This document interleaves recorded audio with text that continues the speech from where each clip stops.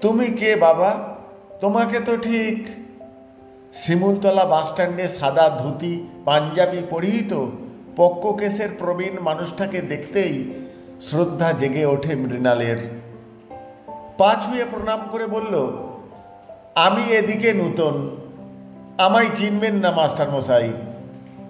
উনিও কৌতূহলে দেখছেন শান্ত পিঠে ব্যাগ নেয়া অপরিচিত ছেলেটাকে।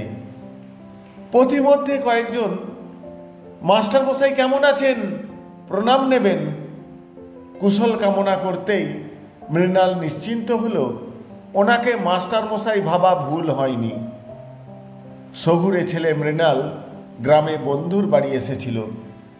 বাংলা সাহিত্য গল্প উপন্যাসে বর্ণিত মাস্টার মশাইদের চরিত্রের সঙ্গে ভদ্রলোকের মিল দেখে আকর্ষিত হয়।